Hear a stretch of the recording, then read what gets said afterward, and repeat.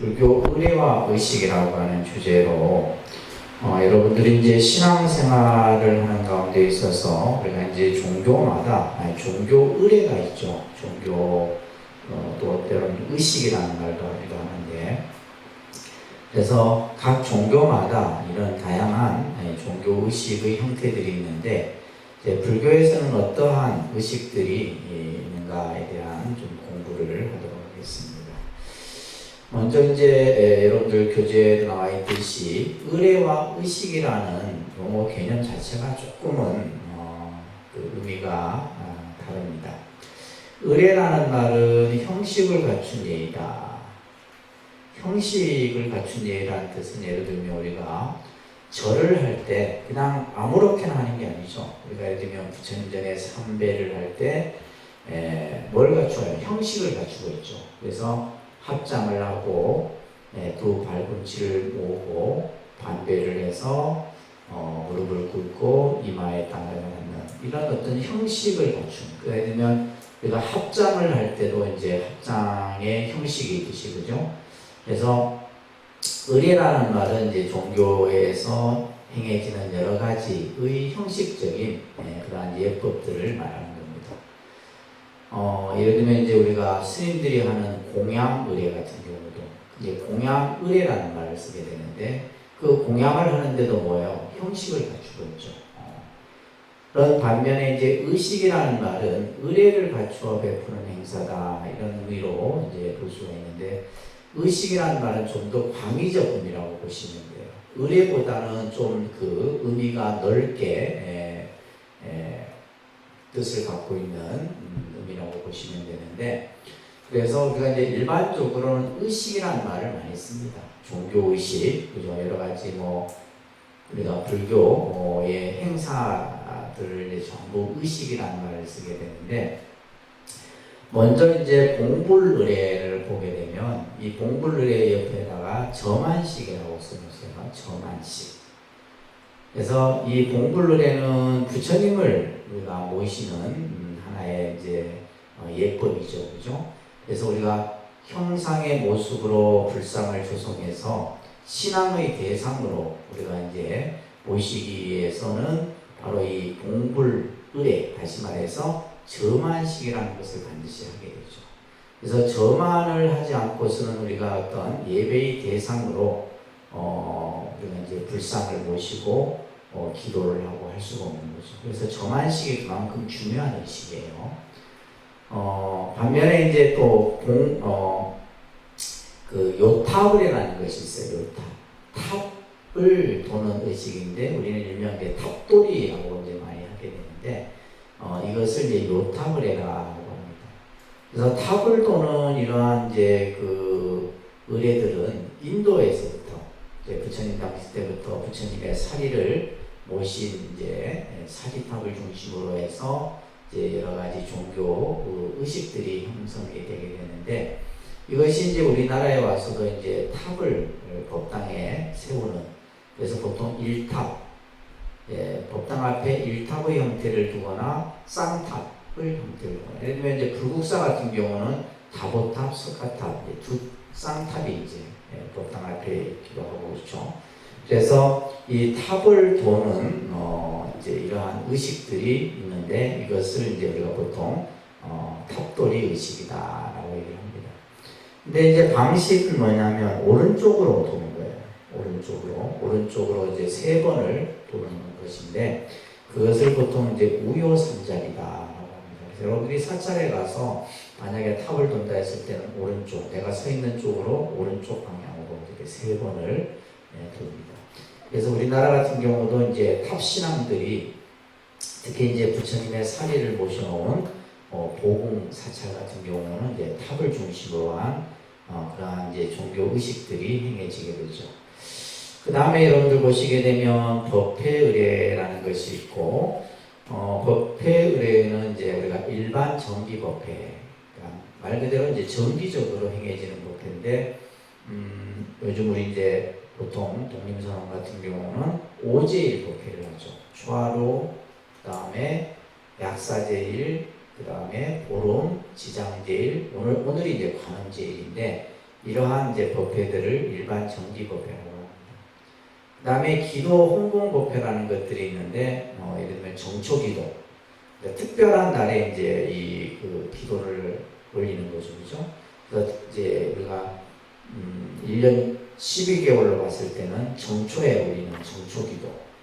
그 다음에 이제 7월 백중이 되게 되면 이제 우람분제 같은 경우, 그 다음에 이제 우리가 이제 뭐 동안거 기도라든지 또뭐 입춘 기도라든지 동지라든지 이제 절기에 맞춰갖고 이런 기도들이 행해지고 있죠. 그 다음에 이제 연가 천도법회 같은 경우, 아까 얘기했듯이 이제 백중, 우람분제 백중 같은 경우가 연가 천도법회에 해당되게 됐습니다. 또 이에도 이제 우리가 하원법회는 이제 요즘 말로 하면 결혼식이죠. 그래서 사찰의 의식에 맞춘 이제 결혼식이 있어요. 근데 이제 사찰이라는 공간이 요즘에 이제 결혼식을 하기에는 여러 가지 좀 공간적인 그런 것들이 갖춰 있지 못하다 보니까 이제 보통 성당이나 교회 같은 데서 많이 하고 그죠. 또 우리나라는 이제 뭐 결혼식장들이 원체 잘 갖춰져 있어서, 그래서 이제 서울 같은 경우는 사찰 안에 예식장이 있어요. 봉은사 같은 경우는 사찰의 별도의 건물에 예식장을 둬서 이제 실제 이제 결혼식장과 똑같아요. 예식을 일월 같은 데는 뭐 여러 건을 이렇게 예식을 하기도 하고, 그 다음에 이제 구룡사라고 하는 서울의 절 같은 경우는 별도의 예식할 수 있는 공간을 맞춰서 그때 사찰에서 결혼식을 많이 하기도 합니다. 근데 이제 우리 불자들이 이제 조금 이런 어떤 결혼식에 대한 이런 부분들이 좀 사찰에서 많이 행해지면 좋은데 아직까지는 그죠? 그렇게 보편화되어 있지는 않습니다. 자, 그 다음에 80쪽에 보면 수행의례라고 해서 이것은 일상의례라고도 합니다. 일상의례. 그래서 보통 이제 우리가 참선을 한다든가 명상을 한다든가 경을 독송한다든가 또 연부를 한다든가 또 경전을 베껴 쓰는 사경의례 등 이런 여러 가지의 수행의례들이 있다. 그래서 굉장히 이제 다양합니다. 자, 먼저 우리가 이제 봐야 될 것이 특히 이제 불교 의식은 동행되는 목적에 따라서 그 의식의 형태가 다양하게 나타나는데, 따라합니다. 예불의식, 홍공의식, 법회의식, 천도의식, 구병의식, 이런 이제 다양한 의식들인데 여러분들 신행집 갖고 계시죠? 자, 오늘은 신행집을 같이 보면서 이 신행집이 이러한 어떤 그 의식의 그 목적에 따라서 이것을 구분해 놓고 있어요. 여러분들 목차 다음에 보시게 되면 법회 의식이 있어요. 15페이지 앞쪽에 보면 찾으셨어요? 그래서 이 신행집을 여러분들이 잘 활용을 하셔야 됩니다. 평생 이제 절에 다니는 동안에 이 신행집을 가지고 기도도 하고 또 여러 가지 수행들을 함께 할 수가 있는데, 지금 이게 이제 15페이지 앞쪽에 이제 법회 의식들이에요. 이것이 이제 일반적인 법회 의식입니다. 그래서 이제 우리가 사찰에서 어떤 법회를 할 때 요 식순에 맞춰서 이제 하게 돼요. 그래서 이제 뭐 좀 이렇게 생략하기도 하고 덧붙이기도 하지만은 기본적인 식순은 요 식순이에요. 그 다음에 쭉 넘기시면 이제 32페이지 넘기면 예불의식이 있어요. 그죠? 우리가 오늘 봐야 될 것이 예불의식입니다. 그래서 예불의식은 35페이지 보시게 되면 예불이라는 말은 부처님께 예배 드리는 그러한 의례를 말하는 겁니다. 그래서 이것도 이제 하나의 아까 의례라고 했을 때는 형식을 갖췄다 했죠. 그죠? 그래서 우리가 이제 예불은 조석 예불이라 해서 저녁과 새벽에 아침에 예불을 올립니다. 이것은 어떻게 보면 일상에서 늘 하는 거기 때문에 일상의례라고도 할 수 있어요.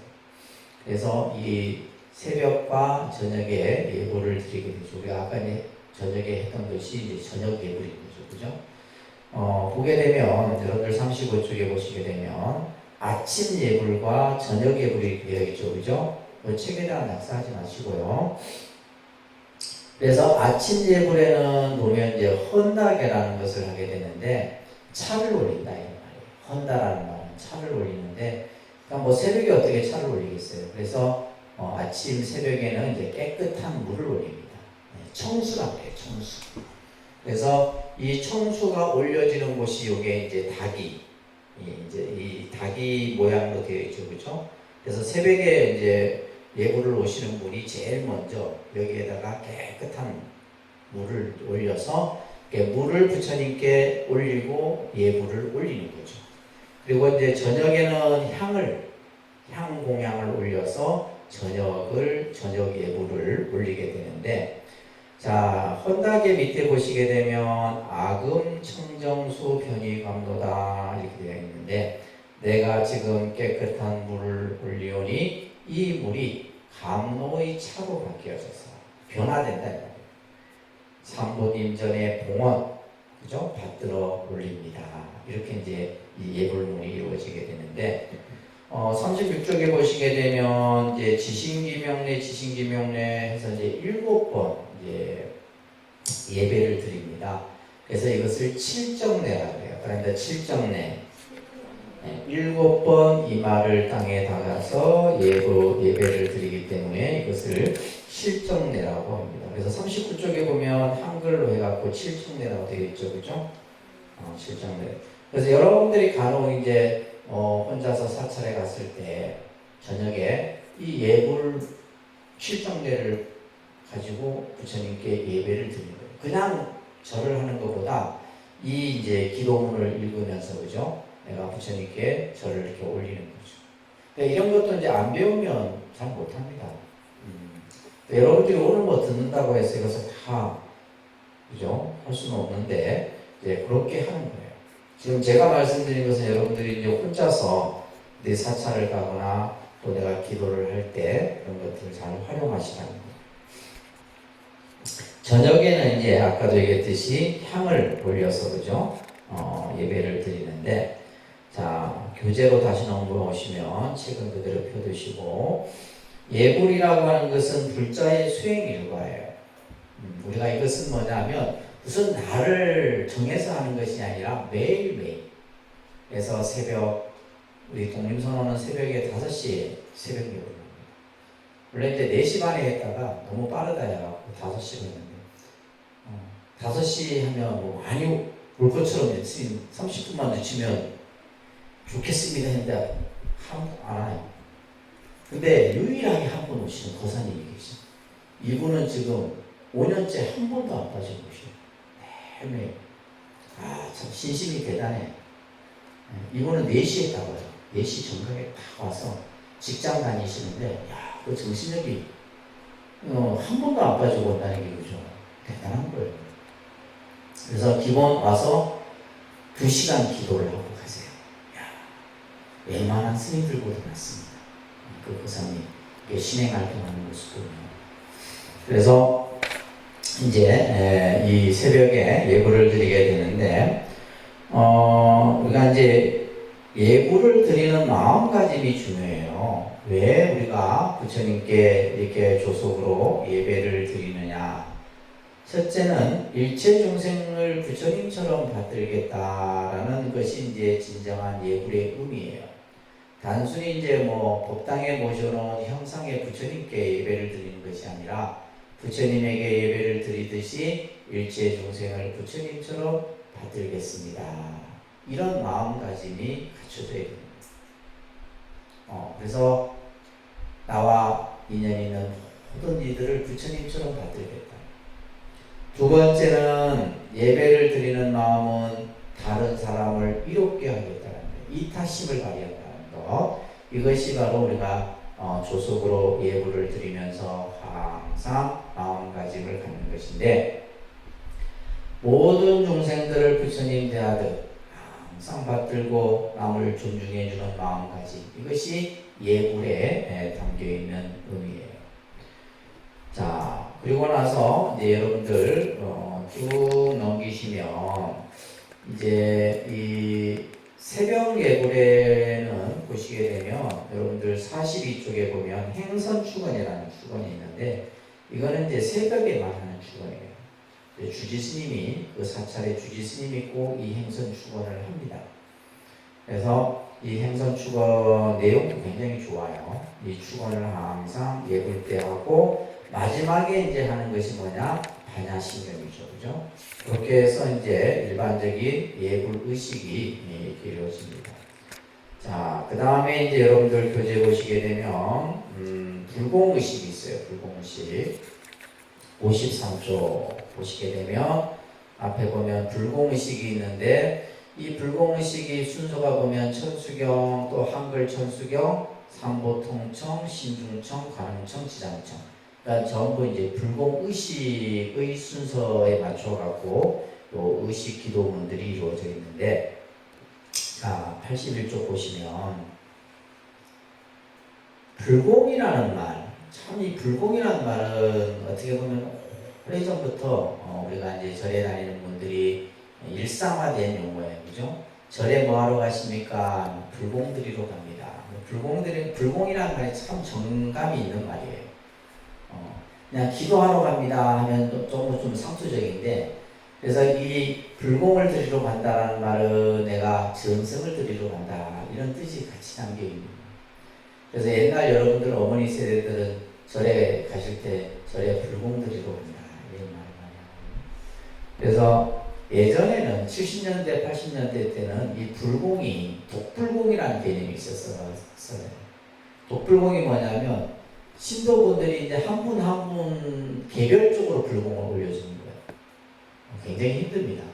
어떨 때는 막 10번 지내기도 하고 올 때마다 한 번씩 불공을 지내니까 그랬던 이제 기억이 나는데, 그래서 예를 들면 뭐 생일 불공, 무슨 불공해서 뭐 굉장히 이제 뭐 시간도 한 20분 안에 딱 끝나요. 근데 이제 그런 불공들을 독불공이라고 해요. 근데 간혹 이제 독불공을 하는 경우가 있는데, 거의 90년대, 2000년대 들어갔고, 이제 사찰에서 하는 모든 불공이 사시불공으로 딱 통일돼요. 너무 잘 된 거예요. 지금도 만약 독불공이 있었다면, 그죠? 제가 거의 못 살 거예요. 매일 아침부터, 새벽부터 와서 뭐 불공해달라 이러면 골치 아프잖아요. 근데 지금은 뭐요? 딱 사시.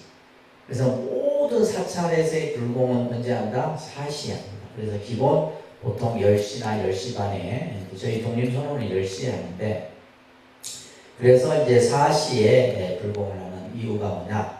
부처님은 하루에 한 끼를 드셔요. 일종식이라고 합니다. 언제 공양을 하시느냐? 4시에만 공양을 하세요. 그래서 우리가 4시 공양 이렇게 해요. 4시 공양. 그래서 이제 4시에 부처님께 공양을 올리는, 그 공양을 올리는 때로는 마지라는 말을 쓰는데, 그 마지를 이제 우리가 이제 쌀로 밥을 지어서 부처님께 이제 공양을 올리는 거죠. 그래서 공양을 올리는 것을 뭐라 한다? 불공이란다. 아시겠죠? 불공. 자, 그러면 우리가 언제 불공을 사람들이 드리냐고 했을 때, 그렇죠? 우리가 살다 보면 내가 뭔가 이루고자 하는 그러한 일들이 있거나 또한 어려운 일에 부딪혔을 때 사람들이 절에 가서 한번 불공을 드려볼까 이렇게 얘기를 합니다. 그래서 이제 불공의 형태도 보면 다양해요. 뭐 사업성취, 병복해차, 학업성취, 안전운전, 뭐 재수대통 등등 엄청 다양합니다. 그래서 이제 이러한 어떤 우리들의 어떤 일상생활 속에서 여러분들이 이루고자 뭔가 성취하고자 하는 정성을 드리고자 하는 그러한 일들이 있을 때 불공을 드리죠. 두 번째는 뭐냐면 내가 이루고자 하는 일이 이루어졌을 때 이 불공을 뭐라 하냐면 감사불공이라 합니다. 무슨 불공이요? 감사불공. 그렇죠. 우리는 보면 답답하고 아쉬울 때만 절에 와서 불공을 할 것이 아니라 내가 뭔가 하고자 하는 일이 잘 되었을 때도 감사불공. 제가 이제 교육할 때마다 이 내용을 하니까 이제 간혹 보면 감사 기도를 올리는 분들이 많아요. 그러면 이제 예를 들면 그분들 같은 경우는 뭐요? 자기가 원하는 것들이 성취가 된 겁니다. 그러면 저도 이제 같이 따라서 기쁜 마음이 들죠. 그래서 뭔가 내가 감사하고 좋은 일이 생겼을 때 부처님께 감사하고 그러한 기쁜 마음을 공양으로서 올리는 그것을 감사불공이라고 합니다. 아셨죠? 이런 일들이 많으면 좋잖아요, 그죠? 감사한 일들이 많으면.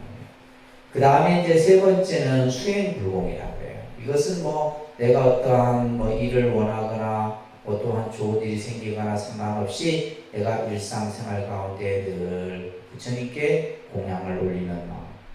그래서 수행불공이라고 하는데 이러한 불공을 드리는 데 있어서 가장 중요한 것이 뭐다? 정성이다. 가장 중요한 것이 뭐라고요? 정성입니다. 첫째도 정성, 둘째도 정성, 셋째도 정성이에요. 그래서 요즘에 이제 우리 여러분들은 정성이 없어요. 정성이 없기 때문에 안 되는 거예요. 그러면 정성이 뭐냐? 내 마음에서 간절한 마음. 그것을 우리는 이제 지극한 마음, 간절한 마음, 뭔가 내가 모든 것을 그냥 다 바치는 그런 어떤 마음들. 그래서 옛날 여러분들 어머니 세대들은 절에 불공을 한다 이렇게 생각했으면 3일 전부터 뭐예요? 음식도 가리고 목욕 재개하고 화가 나도 화를 안 내. 내가 저 불공을 드리러 갈 때 이미 벌써 뭐예요? 몸과 마음을 장단히 바꾸는 거예요. 거기서부터 불공은 시작이 되는 거예요. 뭐 절에 가서 스님들이 뭐 목닥 쳐주고 하는 게 불공이 아니라 내가 이미 내 자녀를 위해서 불공을 드린다라고 했을 때 그 이전부터 이미 불공은 시작된 거죠. 그러면서 이제 자기가 다니는 사찰에 불공을 드리러 가면 요즘은 교통이 편리해졌잖아요. 웬만한 절들은 차가 다 들어갑니다. 근데 옛날은 어때요? 전부 산골짜기 걸어서 올라가요. 근데 맨몸으로 가기가 힘든데 그 당시 어머니들은 머리에 쌀 한 대씩 이고 그 다음에 온갖 것을 그냥 바리바리 속된 말로 바리바리 싸들고 이제 절에 가는 거예요. 그때 그런 모습들을 보면 그게 전부 누굴 위해서 하는 거예요? 자식들을 위해서 하는 거예요. 자녀들 위해서. 그래서 그런 것들이 참 보면 정성이 참 대단하다는 느낌이에요. 또 걸어서 30분, 1시간은 기본이에요. 근데 요즘에 이제 그렇게 여러분들 하라면 하나 아무도 안 해요. 정성이 없는 거예요. 그래서 불공을 올리려는 마음가짐부터 준비하는 과정까지 깊은 정성이 있어야 된다. 요행으로 불공을 했어도 안 된다. 그리고 내가 이 불공을 드리기 위해서 준비한 공양물은 후덕해야 되고 청정해야 돼요. 그래서 최상의 공양을 부처님께 올려야 된다. 그래서 교재에도 나와 있듯이 부처님 전에 올리는 공양은 흥정을 해서도 안 되고 깎아서도 안 됩니다. 근데 간혹 그런 분들이 있어요. 내가 이거 부처님 전에 올려야 되는 건데 좀 깎아주있어. 다 끝나는 거예요. 그래서 저희는 그 부처님 전에 올리는 것은 절대 깎거나 흥정하지 않습니다. 제가 불사를 할 때도 마찬가지예요. 예를 들면 부처님을 모신다, 뭘 한다 했을 때 한 번도 흥정이나 깎아본 적이 없어요. 딱 그 상대가 써온 금액만큼 정성껏 해달라는 얘기를 하지 불사를 하는 데 있어서 흥정이나 깎아본 적이 없어요. 그래서 우리가 이제 이 부처님께 올리는 그래서 저희 독림선언은 보면 초, 향, 과일 이런 것들이 최상의 것을 올리는 내가 그걸 가지고 싸니 비싸니 이렇게 한 번도 얘기해 본 적이 없어요. 주지를 살면서. 그래서 공양물은 항상 최고로 부처님께 올려야 된다. 아시겠죠? 그리고 또 내가 이 공양을 올리는 데 있어서 항상 정성을 들여서 올려야 된다는 얘기예요. 자, 그러면 이제 우리가 이 불공의식을 잠깐 한번 보겠습니다. 신행집을 보시면 제일 먼저 53쪽에 보면 천수경이 나와요. 그죠? 이 천수경은 불교에 수십 개의 종파가 있지만은 모든 종파가 딱 이 불공을 할 때 제일 먼저 하는 것이 천수경이에요. 그래서 이 천수경은 정말 절에 다니는 웬만한 사람은 다 외울 정도로 널리 읽혀지고 있는 기도문입니다. 그래서 이 천수경은 기도문이에요. 기도문. 그러니까 일반 경전하고 좀 달라요. 그래서 내가 기도를 하기 위해서 이 이제 천수경이 이루어져 있다라고 보시면 됩니다. 그래서 이제 천수경을 근데 여러분들이 만약에 절에 와서 내가 기도를 한다 했을 때는 한문 이거 읽지 마세요. 73쪽에 보면 한글로 되어 있는 한글 천수경이 있어요. 그래서 아무래도 여러분들이 뭐 한문으로 읽어봤자 무슨 뜻인지 모르잖아요. 그래서 읽으면서 아 이런 뜻이구나 이런 의미구나 라는 것을 알면서 읽으셔야 되기 때문에 그죠? 그래서 73쪽에 한글 천수경을 꼭 읽으시기 바랍니다. 아시겠죠? 알겠습니까? 자, 그리고 나서 이제 87쪽 딱 넘겨보시면 이제 산모통칭이라고 되어 있고 그 밑에 보면 뭐라 되어 있어요? 상단불공이라 되어 있습니다. 무슨 불공? 87페이지 상단불공이 되어 있죠. 제가 예전에 한번 말씀드렸죠. 우리가 법당에 들어가면 법당에는 상중하 3단으로 구성되어 있어요. 바랍니다. 상단, 중단, 하단. 그래서 상단, 중단, 하단 이렇게 3단으로 구성되어 있는데 상단은 뭐냐면 부처님과 보살을 모신 단을 상단이라고 해요. 그래서 그러면 상단 불공한 다음에 뭐예요? 부처님과 보살님 전에 공양을 올리는 의식이다. 이렇게 이해를 하셔야 돼요. 그리고 이제 보면 쭉 넘기셔서 105페이지 보시게 되면 신중청이라고 하는 신중청이라고 하는 곳이 있는데 이 신중청은 바로 이제 중단. 우리 보살 요책 안 가져오셨지? 이거 시꺼먼 거. 그거에서 105페이지 보시게 되면 이거는 뭐요? 신중청은 이건 중단이에요. 중단. 아시겠죠? 중단에 불공을 하는 이제 그 기도문이라고 보시면 돼요. 자, 그러면 이제 상단 불공하는 것을 잠깐 설명을 드리면, 자, 고래진원부터 해서 이제 천수경을 중간에 독송하고 나면 거부를 합니다. 거부를 하고 거부를 할 때 못하게 맞춰서 절을 하죠. 여러분들 이제 사시기도에 참여를 해봐야지 이건 이제 실질적으로 해보게 되는데. 그리고 88쪽에 보시게 되면 유치라는 것이 있어요. 유치. 이 유치는 뭐냐면 불공을 드리는 이유에 대해서 이제 부처님께 고하는 거예요.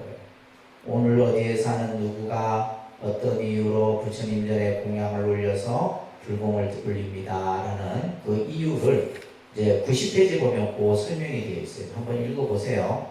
아시겠죠? 그래서 이제 이 유치를 하고 나서 청사를 하면서 이제 청사는 이제 불보살을 청하는 기도문인데 이 청사와 동시에 뭐가 하냐면 이제 그 책에다 낙서하지 마시고 신행집에는 낙서하면 안 돼요. 눈으로만 보세요. 그래갖고 이 청사를 하면서 뭘 하냐면 이제 정근을 같이 하게 돼요. 예를 들면 서가모니불, 관세음보살 이게 정근을 같이 하면서 이때 뭐가 올라오냐면 맞이 공양이 올라오는 거예요. 그래서 공양이 올라오면서 공양종을 또 치고 이렇게 하게 됩니다. 그리고 94쪽에 넘겨보시면 정법계 진언이라고 하는 진언을 이제 하면서 공양 의식을 이제 본 의식에 들어가게 되는데 그래서 공양계라는 것이 있잖아요. 그죠? 공양, 시방조사, 연양, 청정, 미묘 삼성, 사과의 달성, 원수의 납수원 절을 이제 하는 거죠. 그리고 나서 사다란이라 해서 요령을 잡은 스님이 이제 이 사다란이가 굉장히 중요한 기도문이에요. 그래서 부처님 전에 공양을 올리는 데 있어서 이 사다란이가 빠지면 절대 안 돼요. 그러면서 동시에 같이 이루어지는 것이 97페이지 보시게 되면 예참이라는 것이 그래서 우리가 예불을 할 때는 이 기도문이 예불문이었는데 부처님께 공양을 올릴 때는 예참의 형태로 그래서 지신기명례가 아니라 뭐가 돼요? 지신정례 공양이 되는 거예요. 그래서 이건 사시에만 이렇게 기도문이 바뀌어서 하게 됩니다. 그리고 여러분들 신행집에 보시게 되면 159쪽에 보시면 159쪽 펴보세요. 신행지 뭐가 돼 있어요? 대예참례라고 되어 있죠. 그죠? 요거는 이제 예참인데 대예참이에요. 내용이 좀 많습니다. 그래서 우리가 이제 큰 법회 때는 소예참을 하지 않고 대예참을 하기도 합니다. 그래서 이것도 이제 저희가 한 달에 여러 번 대예참을 합니다. 그래서 이렇게 한다는 거 아시고, 그 다음에 99쪽에 넘겨보시면 보공양진원, 보해양진원, 원성치진원, 북골진원에서 이것은 4대 진원이라고 해요. 이것도 외우셔야 돼요. 근데 이제 자꾸 하다 보면 외워집니다. 자꾸 하다 보면, 자꾸 이제 책 보고 하다 보면 자연스럽게 외워져요. 그래서 이 공양 4대 진원이 끝나고 나면 이제 101페이지 보면 이제 주지 스님이 축원을 하게 되죠. 근데 자, 이 축원을 할 때 보면 여러분들이 뭘 해야 되는지를 몰라. 이제 축원을 할 때 목탁에 맞춰서 절을 3번 해요. 3번 하고 나면 이제 예를 들면 여러분들 기도 축원문을 이제 스님이 쭉 읽잖아요. 그럼 여러분들은 뭐 하고 있어야 되겠어요? 대부분 다 멍 때리고 앉아 있습니다. 왜 멍 때리고 앉아 있냐? 뭘 할 줄 모르니까. 이 축원을 할 때는 제일 먼저 뭘 하냐면, 여러분들 신행지 맨 뒤에 보시게 되면 스님이 이제 축원을 할 때 여러분들은 뭘 해야 되냐면 발언문을 먼저 독송을 하셔야 돼요. 발언문. 그래서 예를 들면 497쪽에 같은 경우 보면 학업성취 발언문, 또 무슨 발언문 이렇게 해갖고 이제 발언문 내용들이 쭉 나와요. 그러면 내가 오늘 절에 온 이유가 있을 거 아니에요. 우리 아이를 위해서 왔다든지, 또 뭐 누구 아픈 사람을 위해서 내가 왔다든지, 그죠? 그러면 그게 맞춰갖고 이 발언문들이 이게 이제 예로 나와 있는 거예요. 그러면 이 발언문을 여러분들이 정성껏 하시고 나서는 자리에 축원이, 이제 스님이 축원이 끝날 때까지 뭘 하냐면 이제 관세음보살을 염주를 부리면서 관세음보살 하든지, 아니면 절을 하든지. 그러니까 그거는 이제 딱 정해진 건 아니에요. 그러니까 자기에게 맞춰서 해요. 그러니까 제발 멍 때리고 앉아있고 딴짓하지 말고 좀 휴대폰 보지 말고 그래. 그 시간에 온갖 그 막 산만해. 내가 다 뒤에 보여요. 그게 왜냐하면 뭘 할 줄 모르니까 그런 거. 대부분 문자들이. 절에 10년, 20년 다녀도 이게 익숙해지지 않으면 못합니다. 그래서 그만큼 내가 이 신앙적으로 습관이 되지 않는 이상은 이게 쉽지 않은 거예요.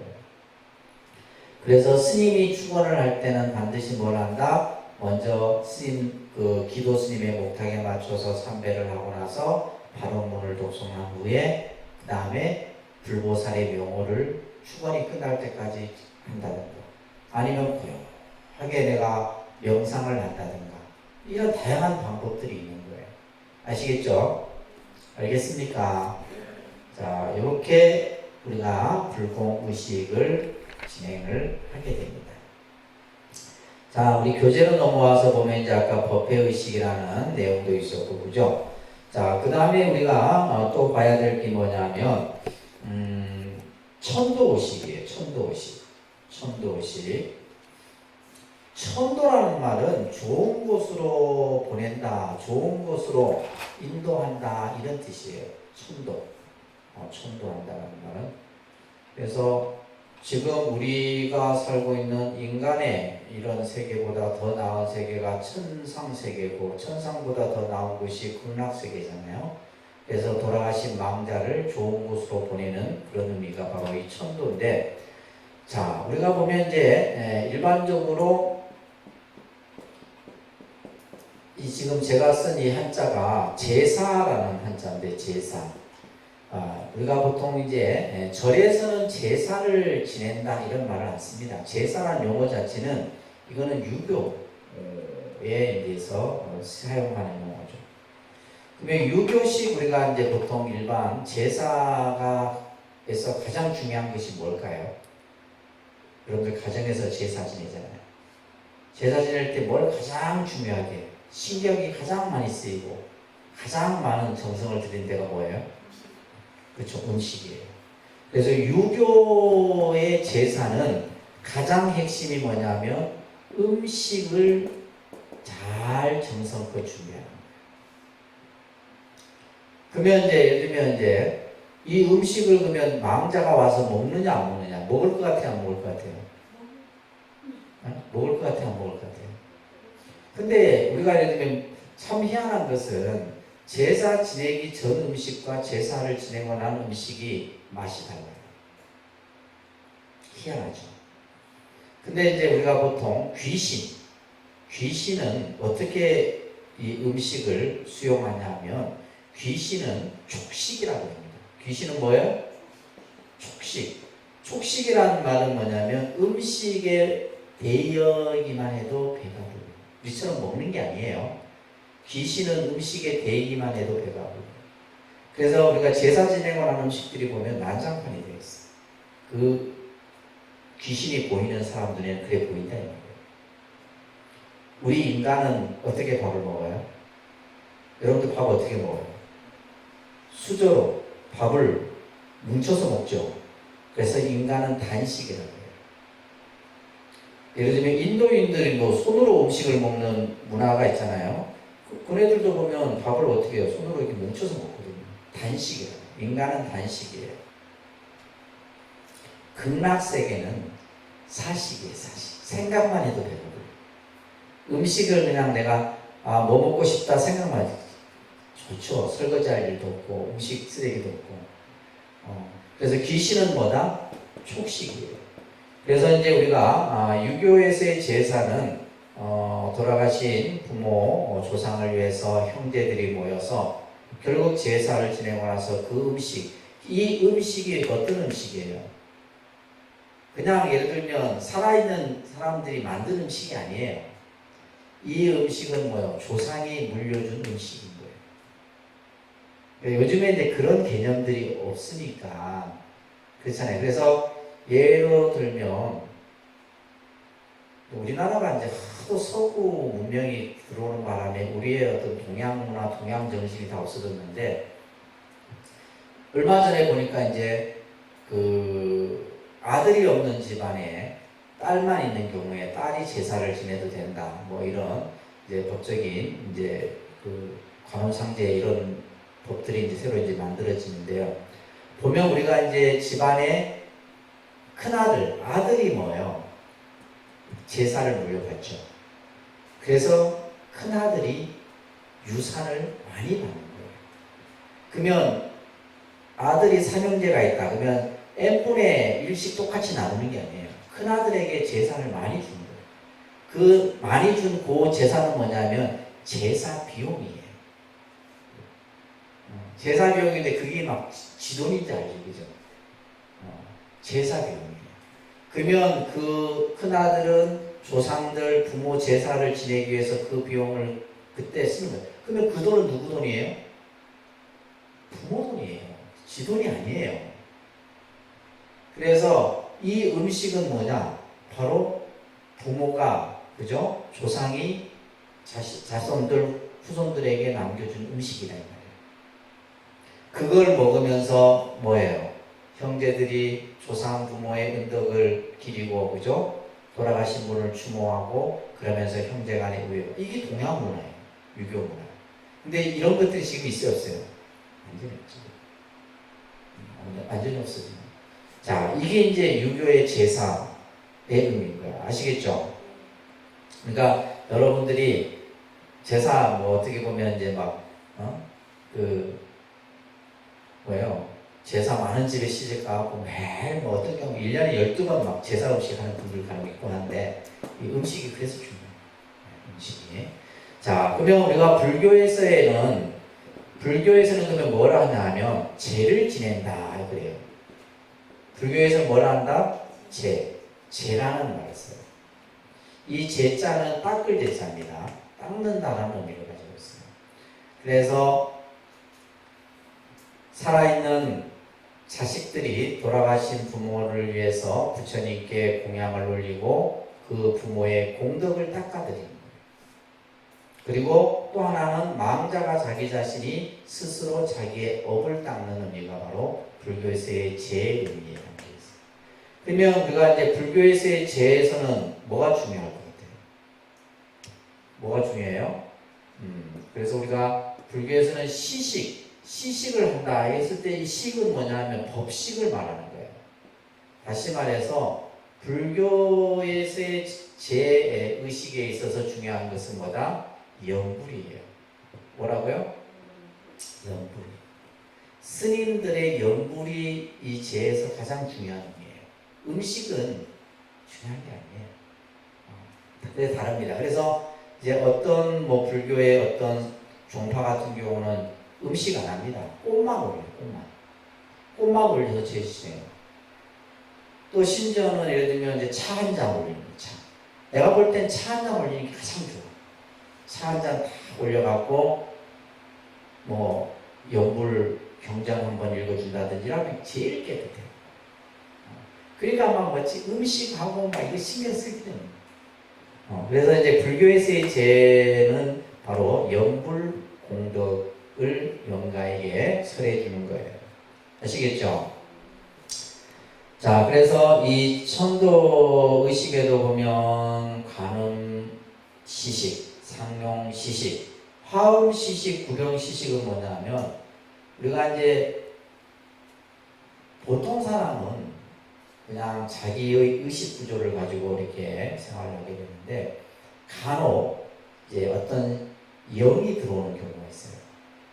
영이 들어오는 경우. 그래서 이제 쉽게 말해서 신이 이제 또 다른 신이 내 의식을 들어와서 예를 들면 이제 막 몸이 아프고 그런 사람들의 전형적인 특징이 몸이 아픕니다. 근데 병원에 가면 아무 이유 없이 그냥 시험시험 앓고 눈동자는 그냥 뒤집어지고 그냥 막 이런. 그럼 영적인 이제 그 고통을 당하는 거예요. 그래서 신병이에요. 신병인데 이런 신병에 걸린 사람을 치료해주는 이제 불교 의식이 바로 구병시식이에요. 그래서 구병시식 같은 경우는 아무나 못합니다. 스님들도 아무나 하는 게 아니고 정말 이 막 영적인 이 귀신하고 싸울 수 있는 정도의 그런 스님들만이 할 수 있어요. 그리고 이제 이 구병시식을 하게 되면 온갖 잡신들이 다 모입니다. 저도 이제 예전에 한번 했는데 하도 잡신들이 모여갖고 그 다음부터 내가 구병시식을 안 해요. 그런 경우 있으면 이제 그걸 전문으로 하는 스님한테 보내죠. 보내는데 간혹 보면 이제 스님도 당하는 경우가 있어요. 이 영이 센 경우에. 그래서 보면 그 영들이 보면 누구냐면 나하고 관계없는 영을 알아요. 여러분들하고 전부 관계되어 있는 사람이에요. 그게 예를 들면 친가든 외가든 뭐가든 간에. 여러분들은 모르지. 근데 예를 들면 뭐 몇 대만 올라가도 오죠. 그러니까 우리 이제 한국 사람들은 그래서 여러분들이 어디 이제 뭐 점집에 가서 물어보면 뭐 조상이 뭐 탈이 있니 뭐 다 맞는 말이에요. 왜 맞는 말이냐 하면 우리가 몇 대만 올라가면 좋게 죽은 영가 없는 집 거의 없습니다. 굶어 죽고 병들어 죽고 가다 죽고 그냥 전쟁 나서 죽고 안 그래요? 다 그런 죽은 영가들이 수두룩한 거라. 근데 우리는 모르고 있을 뿐인 거지. 자, 그래서 이제 그런 이제 신병을 앓고 있는 이들을 치료하는 그런 의식들이 이제 구병시식 같은 의식이 있고, 그 다음에 이제 우리가 일반적으로 49제라고 하는 의식을 하게 됩니다. 49제.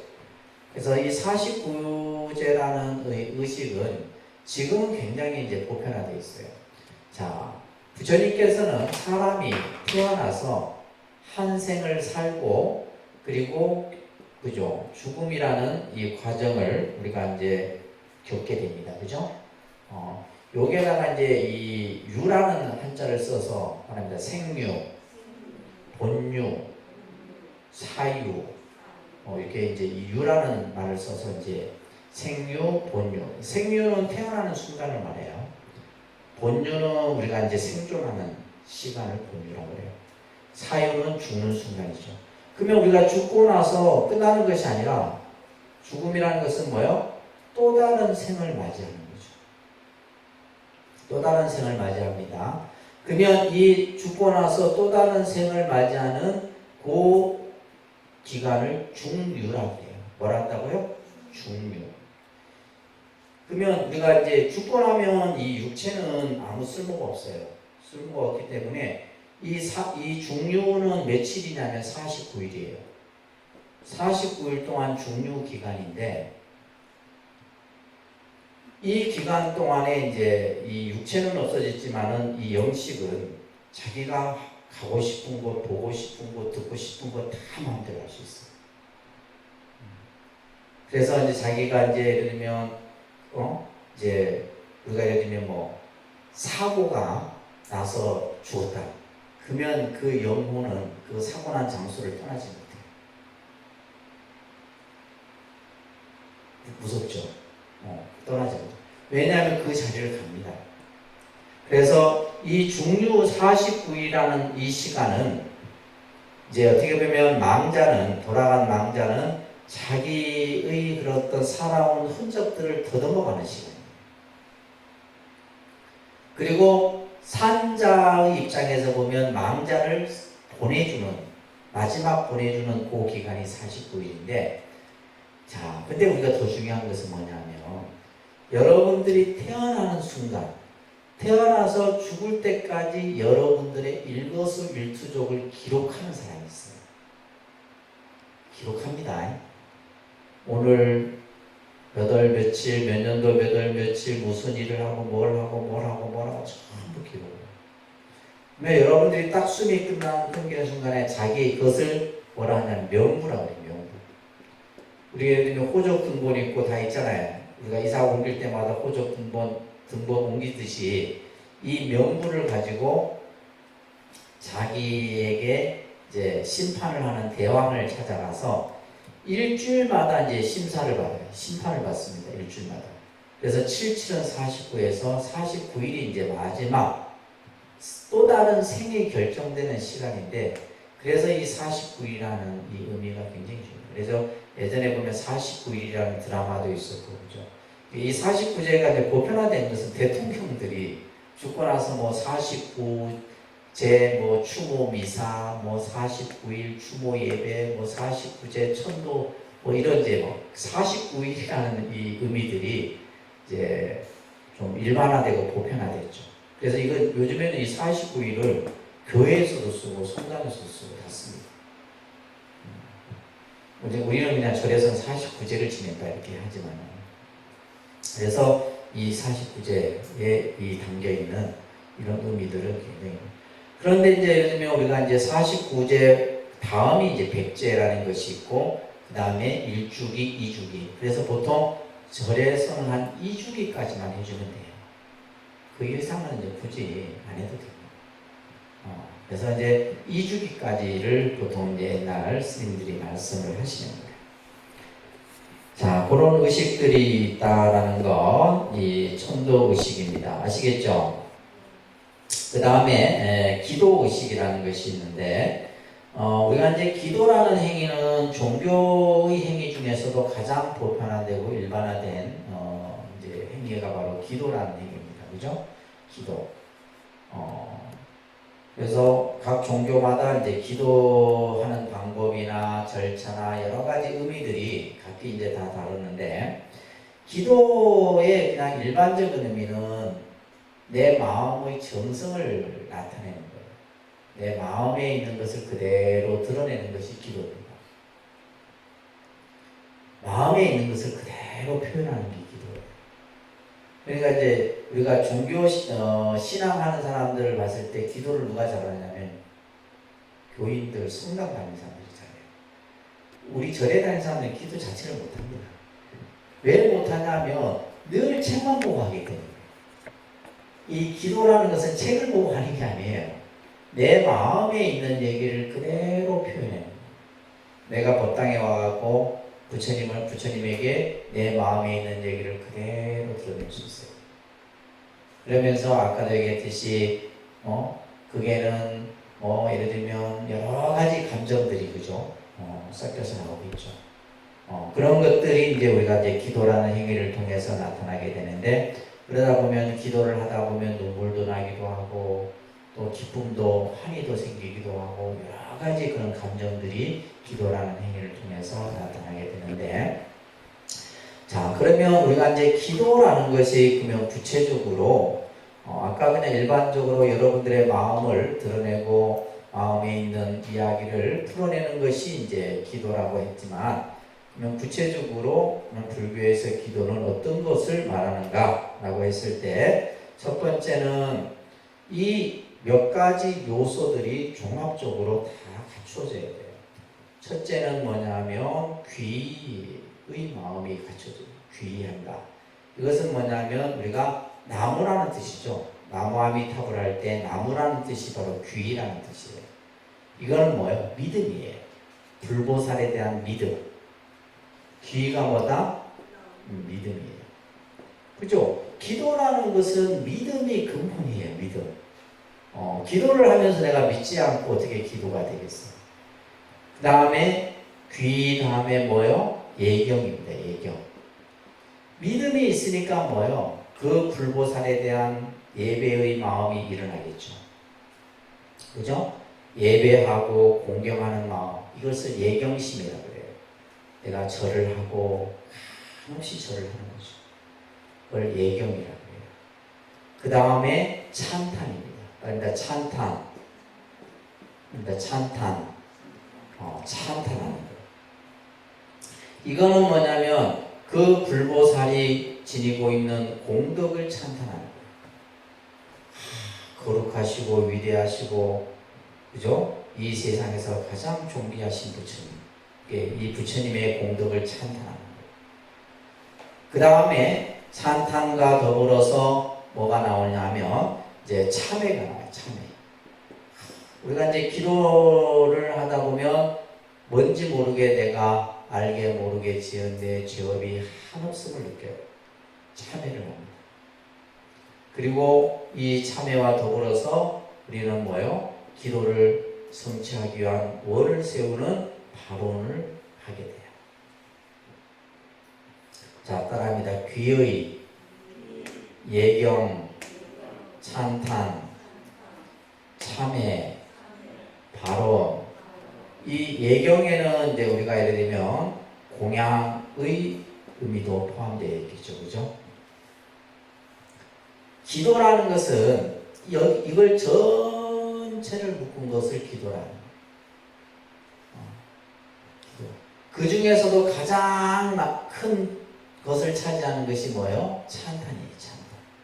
그래서 기도문은 90%가 찬탄이에요. 찬탄의 내용입니다. 예를 들면 이제 기독교적인 표현을 하면 신을 경배하라 이러잖아요. 신을 뭐하여? 경배하라. 신을 찬양하라. 그래서 우리는 뭐예요? 불보살의 공덕을 찬탄하고 또한 뭐 하는 거예요? 부처님의 공덕을 참부하는 거예요. 그래서 여러분들 이제 예를 들면 이거죠. 절에 가면 관세음보살 하잖아요. 그죠? 그것을 우리는 이제 일반적으로 연불이라 하는데, 그 연불의 의미가 뭐냐면 바로 찬탄입니다. 내가 불보살의 명호를 계속 부르는 거예요. 그래서 이러한 귀와 예경과 찬탄과 참회와 발언이 다 어우러지는 기도를 했을 때 그 기도가 참 기도가 됩니다. 근데 이것 중에 어느 것 하나도 빠지면 안 되겠죠. 안 됩니다. 믿음이 없어서도 안 되고, 예경이 없어서도 안 되고, 찬탄이 없어서도 안 되고, 참회가 없어서도 안 돼. 발언도 없어서도 안 돼. 다 하나가 돼야 돼. 근데 이제 우리는 이렇게 생각 안 하고 기도한다면 뭐 생각해요? 그냥 절에 가서 그냥 절하고 그냥 뭐 경 읽고 뭐 하고 이것만 기도라 생각해요. 잘못돼요. 근데 내가 기도를 한다 했을 때는 이러한 마음, 다 마음입니다. 귀하는 마음, 예경하는 마음, 찬탄하는 마음, 참회하는 마음, 발언하는 마음. 전부 마음이 다, 마음을 그 안에서 다 표현하는 거예요. 그래서 아까도 얘기했듯이 기도는 뭐다? 내 마음의 표현이다. 기도는 뭐라고요? 내 마음의 표현이에요. 내 마음에 있는 것을 그대로 드러내는 것이 기도예요. 자, 그래서 이제 우리가 보면 몸으로 하는 기도가 있어요. 몸으로 하는 기도 뭐가 있어요? 절. 그러니까 부처님께 절을 하는 것은 몸으로 하는 기도예요. 입으로 하는 기도가 있어요. 영불. 입으로 하는 기도는 영불입니다. 생각으로 하는 기도가 있어요. 이거는 부처님의 모습을 생각하는 거예요. 그래서 우리가 기도라는 것은 신구의 사목을 통해서 다 이루어지는 거예요. 자, 그러면 기도의 종류에 보게 되면 따라합니다. 호명영불기도, 독경기도, 주력기도 이런 기도들이 있어요. 일반적으로 가장 보편적인 것이 호명영불기도인데 이 기도는 호명이라는 것은 명호를 부른다 이런 말이에요.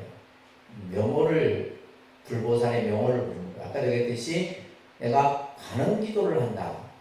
그러면 간음 기도에 여러 가지가 있지만 제일 핵심이 뭐냐?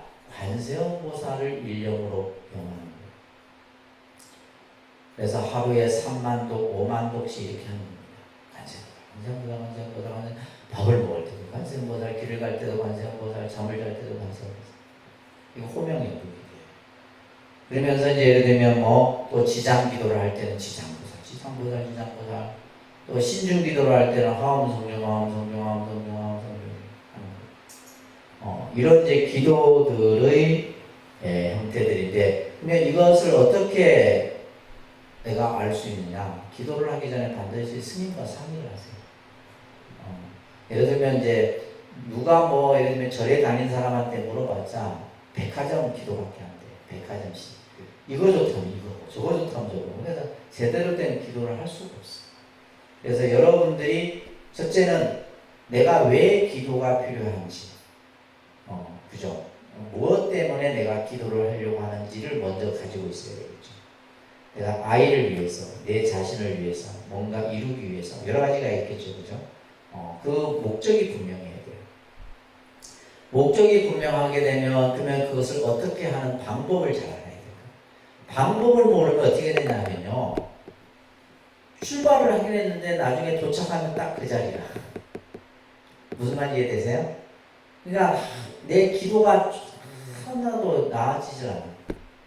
그래서 기도는 반드시 이 스님과 상의를 해서 그리고 이제 스님이 시키는 대로 해야 되는데 그렇게 하시는 사람들이 많지 않아요.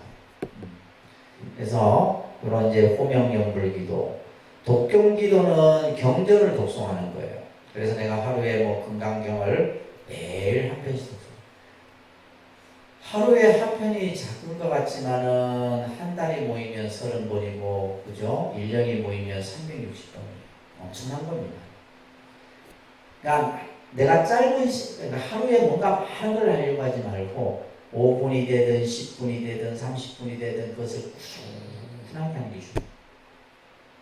꾸준하게 지속적으로 했을 때 힘을 받는 것이지 내가 처음부터 힘을 팍팍 받지는 않습니다. 그래서 경전을 독송하는 거예요. 그 다음에 이제 세 번째가 주력기도라고 하는 게 있는데, 예를 들면 신묘장구 대다라니를 독송한다든지, 그죠? 다라니 독송이라든지 옴마니 반묘, 광명진언, 여러 가지 진언 독송들이 있는데 이런 것을 주력기도라고 해요. 아시겠죠? 이런 이제 기도의 방법들이 있는데, 그러면 내가 아까도 얘기했듯이 어떤 종류의 기도를 할 것인지는 이제 스님하고 상담. 그리고 여러분들의 어떤 목적에 따라서, 예를 들면 자녀의 학업을 위해서, 남편의 사업을 위해서, 예를 들면 아픈 누군가를 치료하기 위해서 다 달라요. 병에 따라서 약이 다르잖아요, 그렇죠? 마찬가지로 여러분들이 원하는 거에 따라서 기도의 종류도 다릅니다. 그냥 약 처방이 굉장히 많습니다. 다양합니다. 그래서 그런 것들을 필히 이제 상담을 하고 하는 것이 좋아요. 자, 그러면 이제 세 번째 기도의 자세가 중요한데, 우리가 이제 기도라고 하는 것은 결국 뭐냐면, 자기 수행이죠, 그죠? 기도라고 하는 것은 뭐다? 자기 스스로의 수행이에요. 그 수행을 통해서 자신이 뭔가 스스로를 변화하고 발전시키는 것이 기도예요. 그래서 기도를 하게 되면 내가 먼저 변하게 됩니다. 기도를 하면 제일 먼저 외형적으로 변하는 것이 있는데 뭐냐면 얼굴이에요. 얼굴이 변해요. 얼굴이 변합니다. 되게 밝은 얼굴이 변해요. 그래서 딱 보면 저 사람 중에 보면 어둡고 뭔가 이렇게 막 그냥 온갖 번뇌를 다 안고 있는 분들인데 그런 분들은 기도해야 돼요. 기도를 하게 되면 왜냐하면 그만큼 뭐냐면 삶이 고달픈 거거든요. 그러면 그거는 기도를 하지 않으면 바꿔줄 수가 없어요. 그런 경우에는 뭐 돈이 생긴다 해서 그 인생이 바뀌어지는 게 아닙니다. 설사 돈이 생긴다 해도 뭐요? 더 안 좋은 일이 생겨요. 그래서 기도라는 것을 통해 갖고 자기의 삶을 스스로 변화시키고 발전시키고 그리고 예를 들면 우리가 기도를 하면서도 뭐요? 그냥 내가 기도라고 하는 것은 확신하고 그냥 내가 예를 들면 일방적인 어떤 단편적인 생각하고는 다르죠. 그래서 기도라고 하는 것은 내가 이 기도를 하면 반드시 성취된다라고 하는 그러한 믿음도 필요하죠. 그죠? 그리고 기도라고 하는 것이 어떤 자기의 이기적인 욕심이나, 그죠? 탐욕적인 마음을 충족시키기 위한 기도는 바람직하지 않다. 이 말은 뭐냐면, 이런 경우예요. 내 아들이 잘 되기를 바라면, 그죠? 그건 어떻게 보면 이기적인 거죠. 그러면 다른 아들은 잘못되는 거예요. 근데 이제 우리가 기도를 하다 보면 참 묘한 것이 처음에는 내 아이를 위한 기도가 돼요. 그런데 나중에 이제 시간이 지나면서 보면 기도가 모든 사람을 위한 기도가 돼요. 그렇게 바뀌어집니다. 처음에는 내 가족, 내 어떤 그 대상이 딱 한정되어 있었는데 이게 이제 100일 기도를 하면서 50일이 넘어서고 60일이 넘어서고 70일이 넘어서고 넘어시죠. 그러면 이제 달라져요. 예를 들면 이런 경우예요. 무조건 우리 아들은 합격해야 된다. 이런 어떤 이제 자기 시험에 합격해야 된다. 이 생각에서 기도를 하다 보면 어떤 생각으로 바뀌냐면 노력한 만큼 성취되었으면 좋겠다. 이렇게 바뀌었어요. 그러니까 스스로 뭐예요? 자기 욕심이 줄어드는 거예요. 그래서 이 기도라고 하는 것이 참 묘합니다. 이 기도라고 하는 것은 우리가 이제 참 종교 신앙에서만이 어떻게 보면 경험할 수 있는 독특한 영역이죠. 이 기도라는 행위를 통해서 뭔가 내가 불가능한 것도 가능하게 만드는 것이 기도의 힘이거든요. 이거는 이제 모든 종교가 가지고 있는 아주 이 기도의 어떤 묘한 건데, 예전에 이제 제가 어느 스님께 들었던 이야기인데요. 이제 지금은 요즘에 우리 현대 불자들이 보면 기도를 언제 가장 그래도 많이 하냐면 정초기도 때 좀 기도합니다. 왜냐하면 한 해 시작하니까 뭔가 한 해 잘 되기를 바라는 마음에서 정초기도는 좀 해요. 그리고 나서 이제 또 언제 기도를 그나마 좀 하냐면 수능 100일 기도, 학업성취 기도 해갖고 이제 그래도 이제 근데 이것도 옛날 많지 않아요. 우리가 예를 들면 학력고사 있고 이런 시대하고 지금은 뭐냐면 수시도 있고 특별 전형도 있고 있다 보니까, 그리고 이제 더더욱더 이제 요즘에 여러분들 어머니들은 어떤 생각을 했냐면 내가 기도한다고 저놈이 무슨 서울대 가겠나 이런 생각을 하는 거예요. 내가 기도한다고 저놈이 뭐 잘 되겠나. 근데 우리가 기도라고 하는 것은 단순히 어떤 시험을 합격하게 하는 것만이 있는 것이 아니에요. 아까도 얘기했듯이 정성을 드리는 거거든요. 근데 이제 여러분들 서울의 강남에 엄마들이 기도를 잘할 것 같아요. 강북의 엄마들이 기도를 잘할 것 같아요. 강남의 엄마들이 잘하죠. 이제 수능 이렇게 시험 때 되면 강남에 이제 봉은사라는 절이 있는데 그 강남 무역센터 앞에 있습니다. 새벽에 수백 명, 수천 명이 엄마들이. 근데 강북에 있는 절은 별로 없어요. 그러면 이게 무슨 차이예요?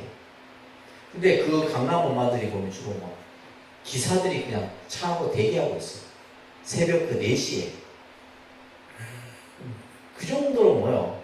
단순히 뭐 어떤 학원 이런 뭐 열기만 높은 게 아니라 종교의 신앙, 뭐 교회도 마찬가지고. 그러면 이게 뭐냐면 어떤 현상이냐면 강남 8학군 아이들의 실력은 다 비슷해요. 결국 뭐요? 한두 점 차이. 그것을 우리는 뭐라 그래요? 일명 운이라. 이걸 이 엄마들은 뭐요? 부처님께 그냥 매달리는 거예요. 근데 이제 제가 여기 지방에 와서 이렇게 봤더니 지방에 와서 딱 보면서 스카이 보내는 엄마들은 열심히 해. 그러니까 열심히 100일 동안 안 빠지고 딱 보면 다 스카이 갈 지원하는 엄마들이에요. 나머지 엄마들은 내가 한들 뭐 경남대 가고 뭐 부산대도 괜찮은데 그죠? 경상대 뭐 인제대 이런 데 가는 엄마들은 기도도 안 해.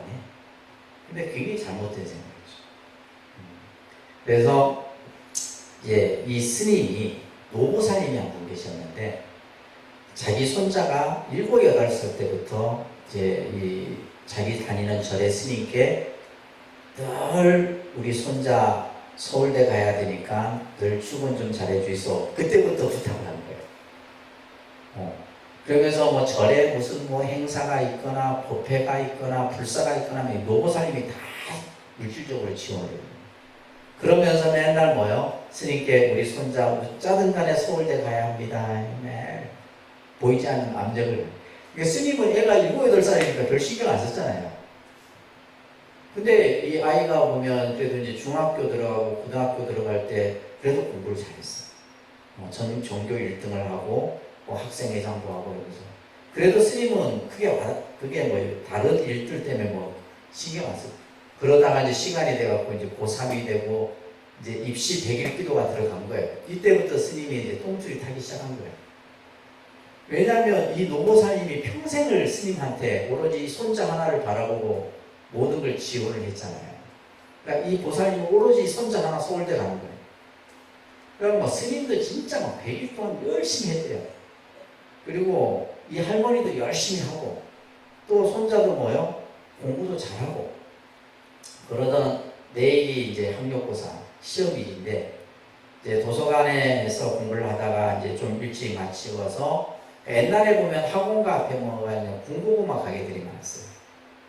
그죠? 군고구마 이렇게 가게들이 많았는데 그 군고구마를 쌌던 그 봉지가 주로 보면 시험지들이 많습니다. 시험지들이 많아요. 그래서 이 아이가 이제 군고구마를 사갖고 집에 와서 군고구마를 이제 먹으면서 봤더니 수학 문제라네. 수학 문제를 이렇게 푸는데 안 풀리더라네, 이거. 그러다가 깜빡 잠이 들었는데 꿈에서 이 수학 문제를 푼 거예요. 근데 그 학력고사 수학 시험에 그 문제가 그대로 나왔더라고요. 그래서 합격을 한 거예요. 그래갖고 막 스님이 속으로 막 좋아했지만 내가 2번 다시는 이런 기도는 못하겠다 이러면서 안 그렇겠어요, 그죠? 만약에 안 됐으면 어쩔 뻔했어요. 그만큼 이 학력고사 이게 되면 수능 시험 기도는 바로 그게 이제 어떤 기도의 결과가 나타나는 거라서 그런 얘기를 이제 제가 들었던 기억이 나는데 아무튼 이 기도라고 하는 것이 참 불가사의한 거예요. 불가사의한 겁니다.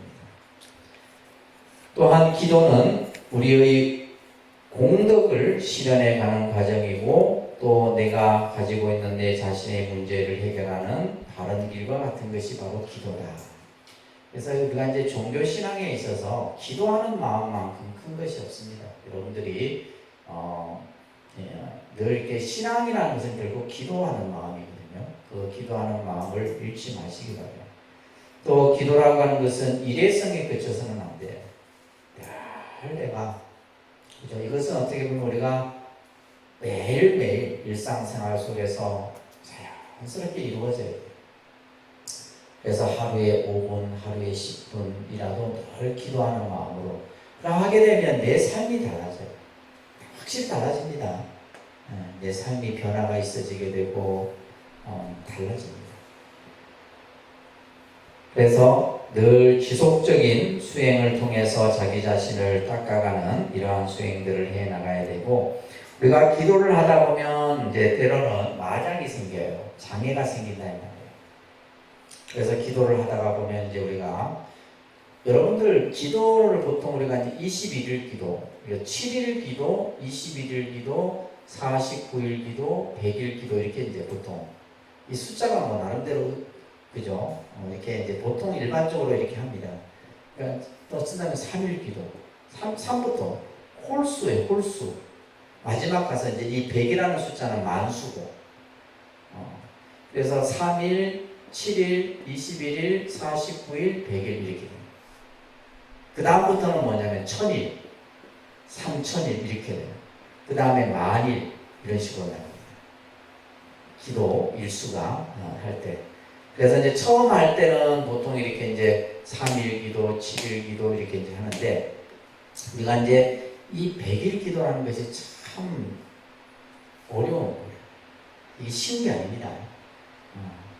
100일, 그러니까 100일 치성이라는 말이 옛날부터 있었잖아요. 100일 동안 치성 드린다는 것이, 그러니까 이것은 뭐냐면 이 100일이 되는 동안에 뭐예요? 중간에 기도를 장애하는 요소들이 계속 나타난다고.